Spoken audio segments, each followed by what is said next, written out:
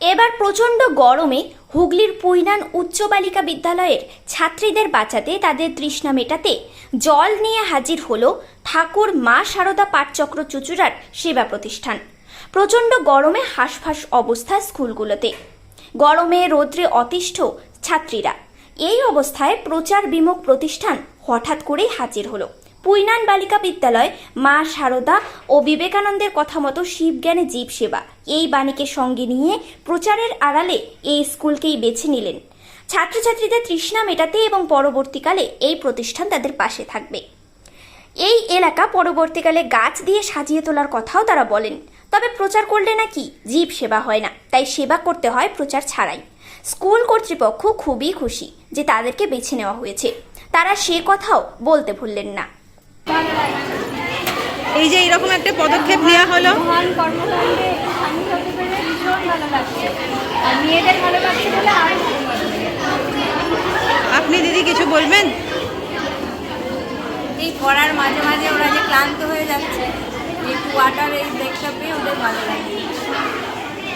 যতদিন এই যে আমাদের স্কুলে এইরকম একটা ব্যবস্থা নেওয়া হয়েছে জলসত্রের, ক্লাসের মাঝে মাঝে মেয়েদেরকে এই যে শরবত বা লেবু জল খাওয়ানো হচ্ছে, সেই সম্বন্ধে আপনার কী মতামত বা কী প্রতিক্রিয়া?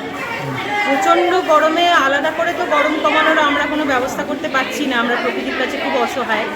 কাজে এই যে একটা পদক্ষেপ আমাদের স্কুলের তরফ থেকে প্রথমে এবং তারপর রামকৃষ্ণ মিশনের পাঠচক্রের তরফ থেকে একটা নেওয়া হলো, এইটা আপাত দৃষ্টিতে মনে হচ্ছে আমাদের স্টুডেন্টদের জন্য ভীষণ ভালো।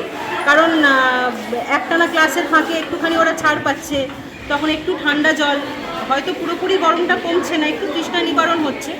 উদ্দেশ্য আমাদের সেটুকুই।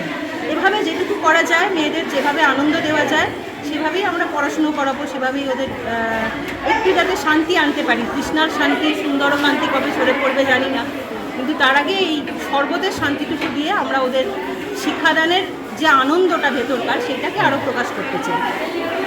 ধন্যবাদ পুইনান গার্লসের হেডমিস্ট্রেস এবং অন্যান্য যে শিক্ষিকা রয়েছে তাদেরকে এই সুন্দর উদ্যোগ নেওয়ার জন্য অনেক শুভকামনা জানানো হচ্ছে। নমস্কার।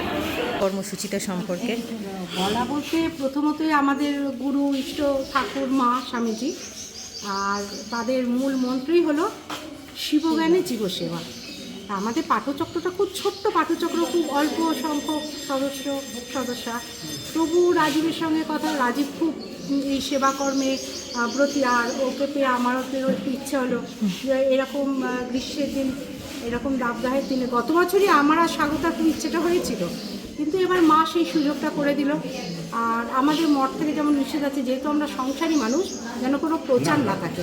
আচ্ছা, প্রচার মানেই সেখানে তো নাম মান দেয়, যতটা গোপনে পড়া যায় স্বামীজির কথা মতো গোপনভাবে দেখে নীরবভাবে এই সেবা কাজে আমরা এগিয়ে যেতে চাই। আর আপনারাও এই সুযোগটুকু করে দিয়েছেন, আপনাদের কাছেও আমরা কৃতজ্ঞ। আমরাও খুব কৃতজ্ঞ যে আপনারা আমাদের স্কুলকে বেছে নিয়েছেন এরকম একটা ভালো কাজের জন্য। বিদ্যালয় যে আমাদের এইটুকু সাহায্য করেছে বা কি বলবো, দয়া করেছে। কারণ স্বামীজিও বলছেন কাউকে কিছু করতে পারা জগতের জন্য, সেটা তোমাকে জগৎ কৃতার্থ করছে, তুমি জগৎকে কৃতার্থ করছো না, জগৎ তোমার জন্য তাকিয়ে নেই। কিন্তু কোথায় তুমি যদি কিছু কারো ভালো করো, নিজেই নিজের ভালো করছো, নিজের উপকার করছো। আর কি সকলকে একটু উৎসাহিত করা যে এই কাজগুলো করলে ভালো কাজে ভালো ফল পাওয়া যাবে, কর্ম হয়। একদম একদম। আর কি বলবো, শ্রীরামকৃষ্ণ অর্পণ। ঠিক আছে দিদি।